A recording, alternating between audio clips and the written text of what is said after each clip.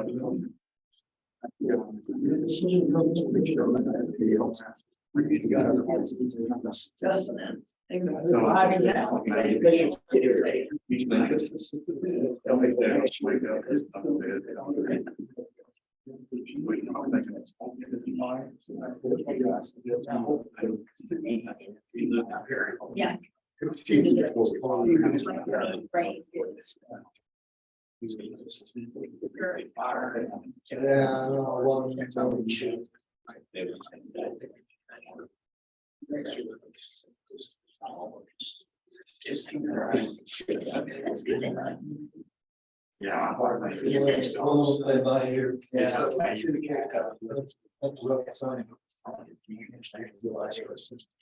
Even tomorrow, I think things are older, people.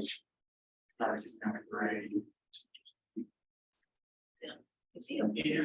I'm sure you know.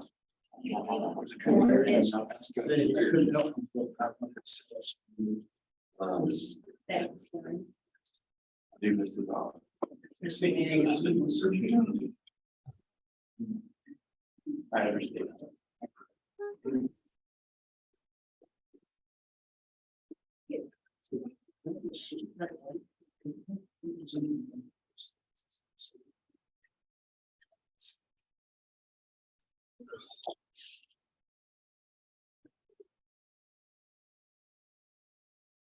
Yeah, I got 2 o'clock. All right, we've got 2 o'clock, so we'll call the meeting to order. I will start with introductions. I'm Jeremy Tans with the Seymour Regional Planning Commission, currently serving as the chair of the MPO. Alex, staff, Wayne Hawes, Mayor Jackson. Jim Rhodes, City of Jackson. Christian, Andy Meyer, MoDOT. Joe Killian, MoDOT. Marla Mills, KMG Engineering and Civil Staff. Trevor Pulley, City of Cape County, Tom Mobile, McKee, Cape County Transit. and on the line, we have Eva Steinman with FTA and Tom Caldwell with IDOT. Jeff, you're just in time to introduce yourself. Oh.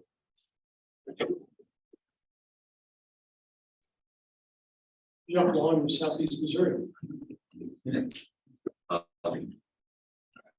So moving on, we'll look at a motion to set the agenda. Make a motion. Second. A motion and a second, all in favor? Aye. Any opposed? Motion passes. Approval of minutes, so the November 16th meeting, they were provided here for you. Me emailed earlier, so Move to approve the minutes. motion, Second. motion and second, all in favor? Aye. Any opposed? And stand. I don't have any communication. I will welcome Trevor to the, back to the city of Cape. Really, the police department, correct? Many years ago, this, went to, I was the city administrator for Dexter for almost 2 years. And Phil, you took assistant. Assistant, really. Oh, Thank you, sir. Appreciate it. there's no one here for public comments, so we'll move on to new and unfinished business. Resolution number 2218. Unified Planning Work Program.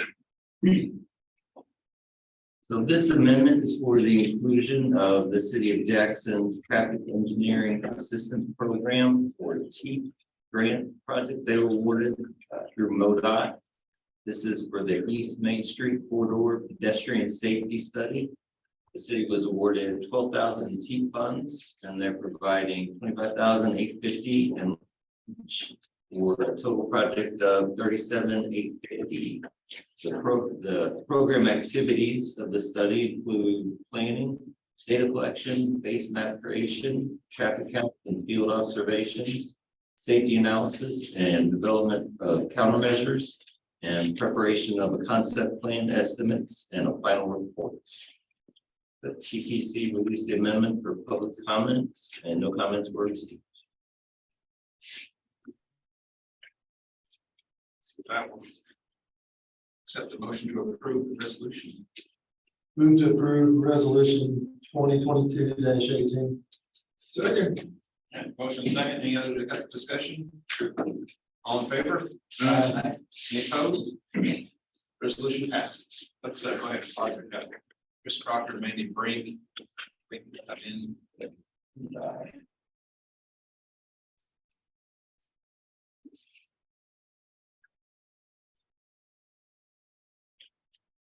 Mandy and Chris, welcome. We are moving down into the new and unfinished business. We're currently on resolution number 2022-19, approving the TIP amendment. Cut back to bowling. So this is TIP amendment number 14. It's for the inclusion of 4 unique transportation alternative program projects that would have been awarded in the SEMPO area.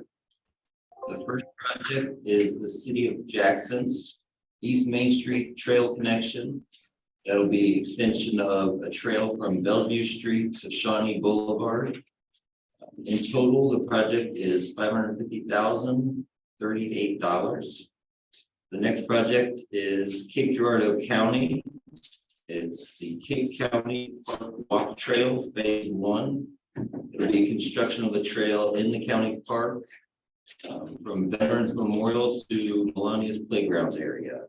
Total project cost for that is $704,889. And the next 2 projects are Phase 1 and Phase 2 for the City of Cape Girardeau for Cape Rock Drive Sidewalk Project. Total project will be from Kings Highway to Perryville Road.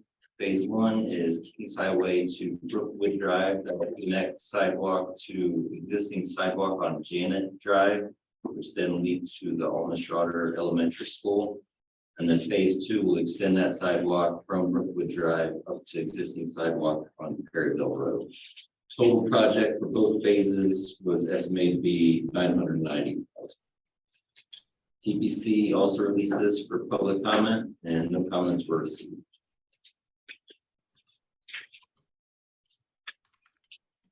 I move we adopt resolution 2022-19. Second. I have a motion and approval for a second. Any other discussion? All in favor? Aye. Any opposed? Resolution passes. One more additional thing I just wanted to highlight with this amendment.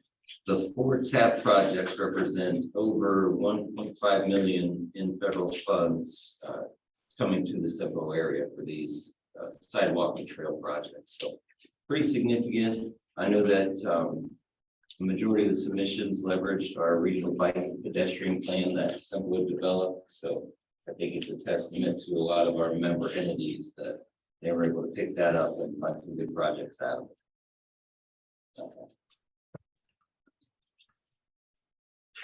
Okay, we'll move on to resolution 2022-20 for approving the MoDOT and IDOT performance targets. All right, so it's that time of year again. These are the same handouts that I provided the past couple meetings that we've had. Both MoDOT and IDOT have established their performance metrics for PM1, which is safety, PM2, which is pavement condition, and then PM3, which is system performance. And Transit through MoDOT has approved their transit asset management targets as well. So the packet within the detail and specifics about which each of those measures represent. They continued on the same trajectory that we have been doing. Safety, MoDOT has based their safety performance metrics off of their 0 by 2030 fatality reduction plan, and then 0 by 2040 for serious injury reduction. TBC has been monitoring these pretty close, and I've with them. Every update we've received, they were able to review it one last time earlier this month, and they recommended it. That's it.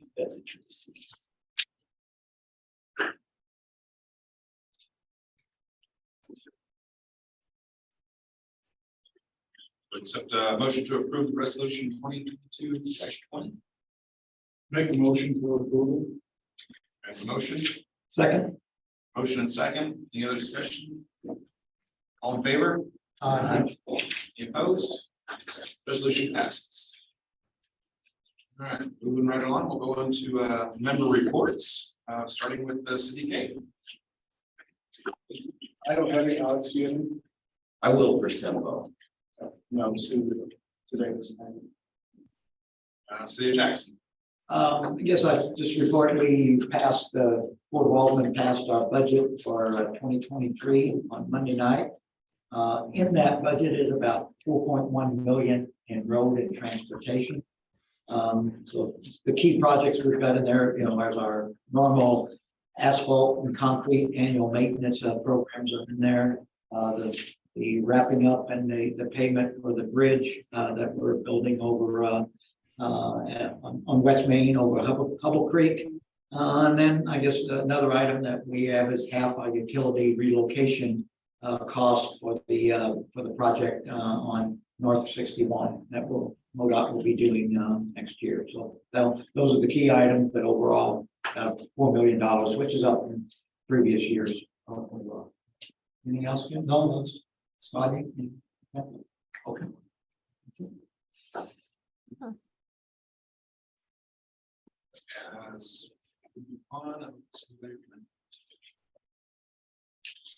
Okay, crazy.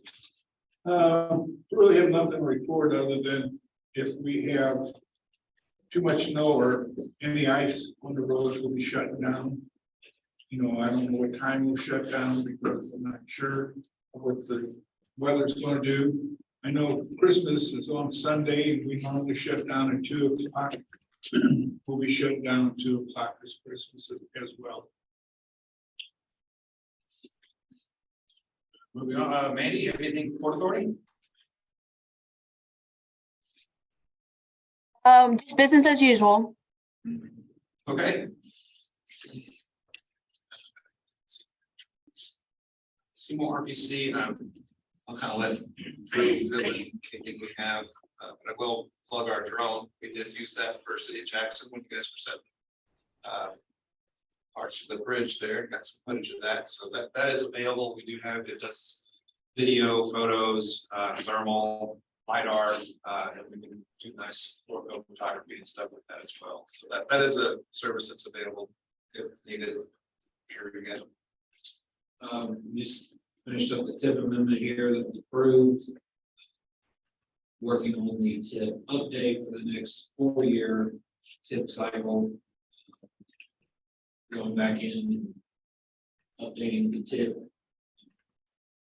Changing the TIP update to account for the TIP amendment now. Because the way the system is set up, you have 2 different ones, so working on that, still pulling in some projects, transit projects for the 4-year update as well. We're still on track to have that approved on time, so I think that's will be in January. The RPC TAC will be starting our kind of preliminary project prioritization. Discussing why the process is important with all of our counties and cities. We'll start going out and having conversations with them one-on-one about the projects as well. And then I think we're still going to do an online survey for all of our partners. That's 40 something, so it's a little bit different for us compared to We'll be starting that in January. So we've got Cape Area Magnet, I guess that should change to seem ready here shortly. Yes, it should. Catch. So we'll move on to MoDOT. Yeah, we've got a couple of things. The gentleman, Carl Armstrong, has been corresponding with Mr. Crocker pertaining to his ideas about a I-29 connection east and west across the state between Cape and Kansas City.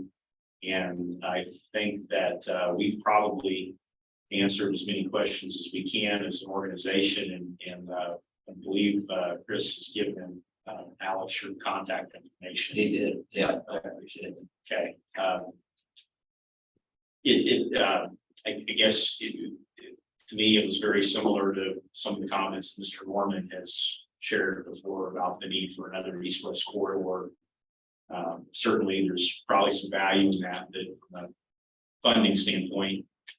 Well, we're all aware of where we are from a funding standpoint. So, speaking to that, from a financial forecast standpoint, we are in the process of the comment period for the unfunded needs list. Does that close, Joe? Is that still open? I don't know if it closes today. We're very, It's very close if it hasn't already passed. we had our unfunded needs list meeting in Poplar Bluff on the 29th of November. There was a number of folks in attendance from the public and various planning partners. We appreciate everybody that participated in that. We really haven't had a lot of comments pertaining to that list. I think that the first year we went through that, it was a new process, and there was a lot of interest in understanding how it worked.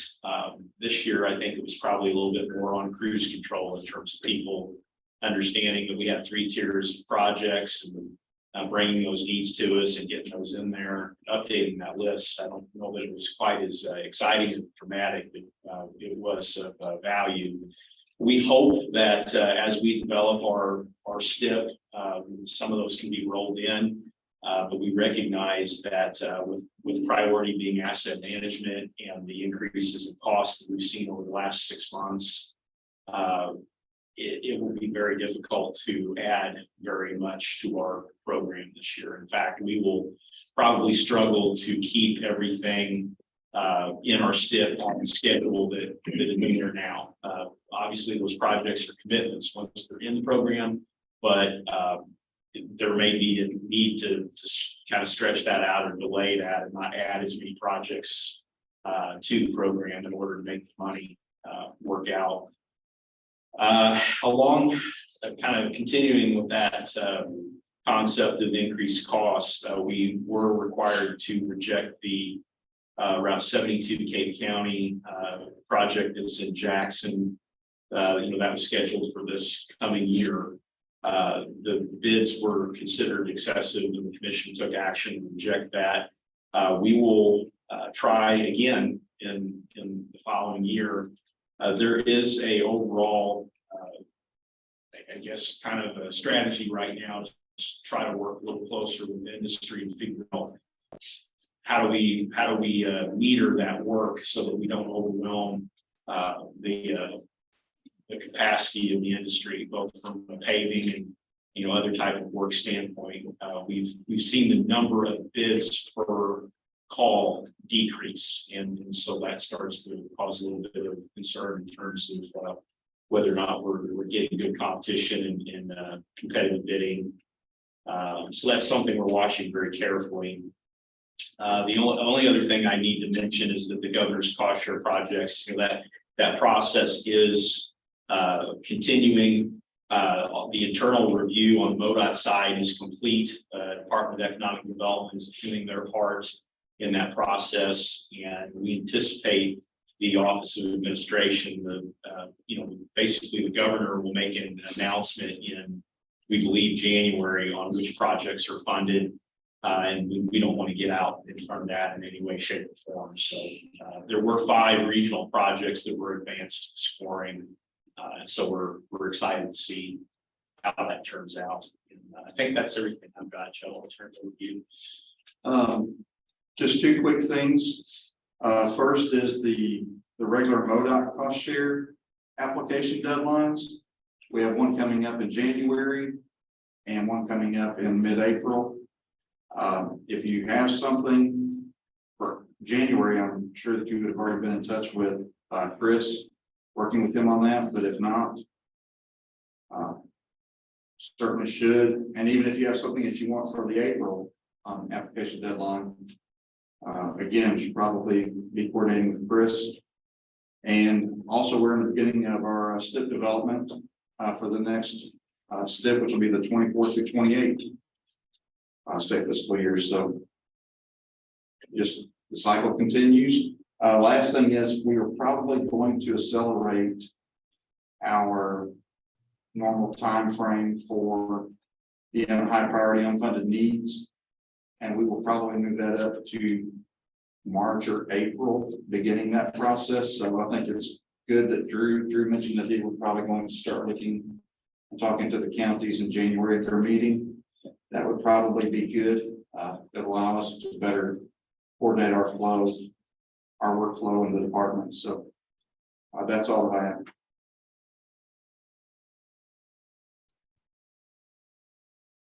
Chris, you have anything else to add?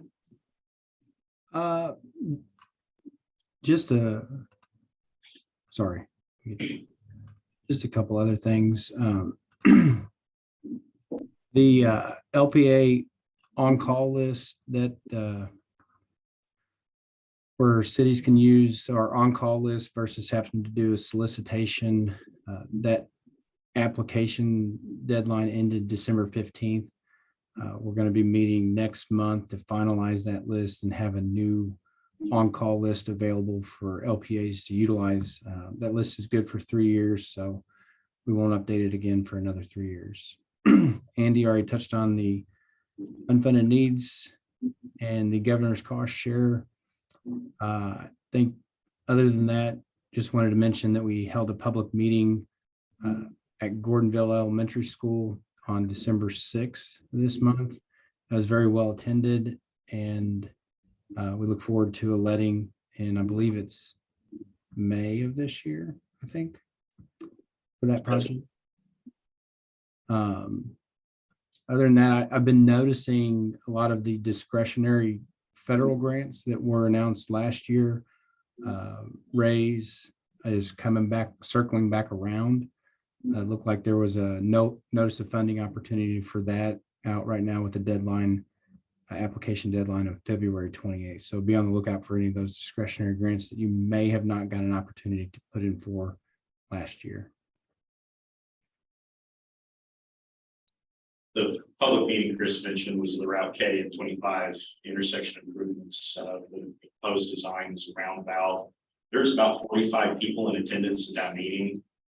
Comments were generally very positive that we were taking action. I think a lot of folks were just kind of perplexed when we took the temporary signal down at the completion of the Center Junction project. And so, that was the first thing that pretty well everybody said was, well,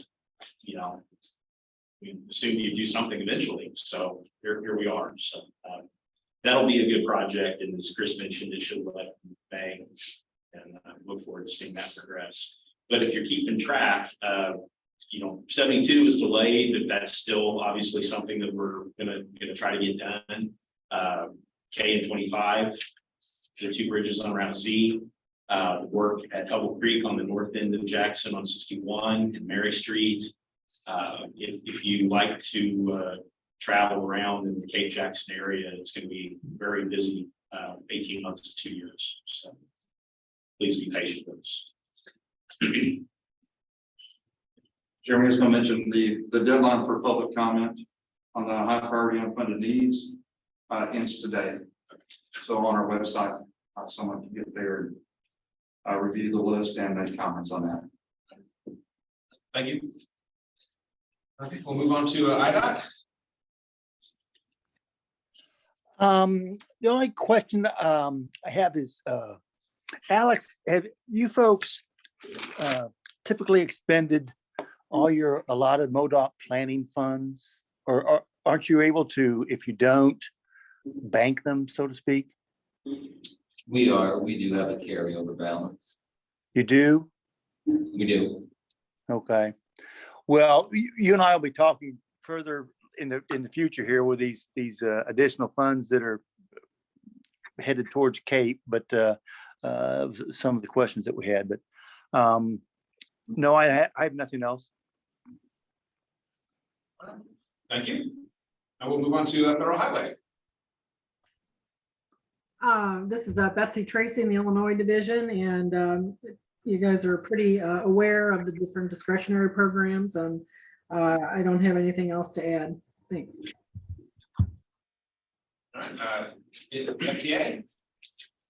Hello, everyone. Yeah, as was mentioned, the Raise NOFO is currently out, and that is a multimodal program there. FTA has a few NOFOs out, but they're more for larger systems, so we don't really have anything to announce at the moment, but thank you for including me here in the meeting.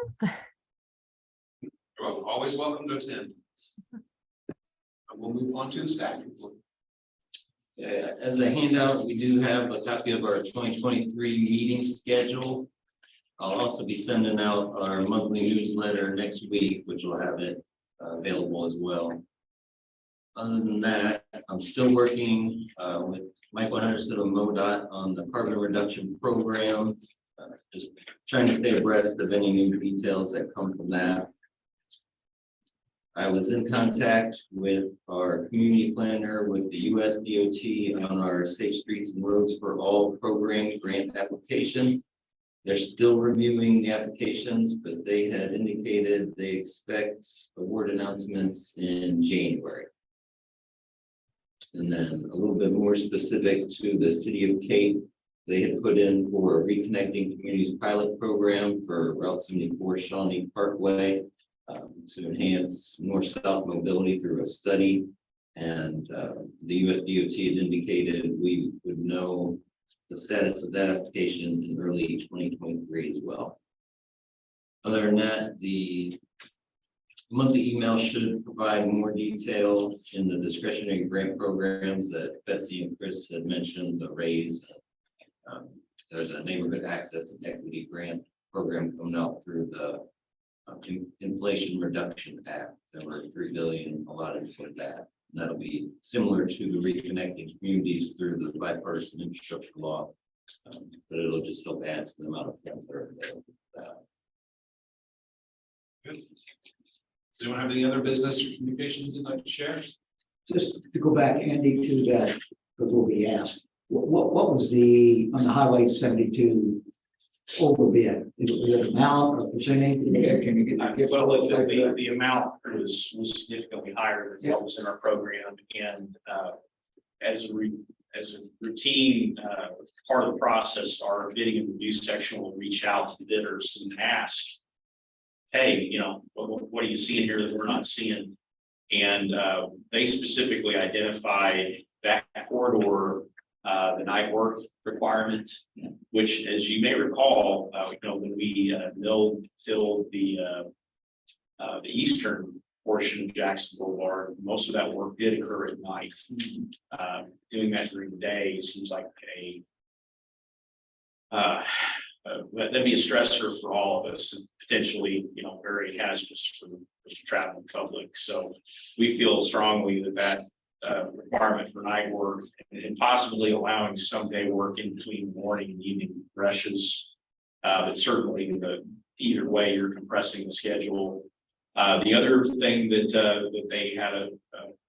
they struggled with was, and again, this is what we did on the east portion of Jackson Boulevard, is that we did not allow the milling to take place ahead of the paving. So they basically had to run dual crews, one milling and one paving right into that trench behind them.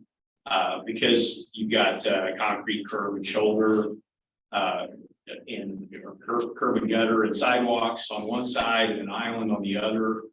If you don't do that milling and then immediately put paving in behind it, you have a potential for a problem if there's any type of adverse weather that occurs. So both of those seem like, again, things that historically we have required in similar situations. But I mean, the contractors right now, they're having a hard time coordinating work, finding crews, and they thought that particular issue was going to be a real problem for them. In addition, you know, in the last 6 months, we've seen the asphalt index go up to about 50%. You know, I'm trying to think who was here the last technical committee or the TDC meeting from Cape County. I think it was talking about seeing a significant increase in their bids on their AC projects, and we're seeing similar issues. So all those things in combination, you know, and the other thing, there's just a lot of work out there right now. I mean, we're one might argue with all the federal money available, the increase in funding from SB 262, we're kind of flooding the market. So that's a lot of stuff all at once. We'll regroup and figure it out. Yeah. We may be talking to you all about, you know, whether or not doing any of that during the day is even feasible. Okay. Thank you. Any other comments or questions? Jeremy, one thing I mentioned, there's currently a group looking statewide at developing a policy for a drone program, specifically for our design surveying and traffic counts, things of that nature. I may ask our district survey manager to reach out to you, talk a little bit about what you're doing, and how that's working, what the costs were. We're hoping we can get that up running very quickly. Yeah, and it says we made it available to MoDOT as well. So if you guys got a quick project, you just need a quick little scan of an area for something, let us know. We can apply each of the days. Appreciate it. Okay. With that, I wish everybody a Merry Christmas and Happy New Year, and we'll call for an adjournment. Motion. Second. Motion second. All in favor? Aye. You're adjourned. Thank you very much. Thank you. Merry Christmas, y'all. Merry Christmas. Bye-bye.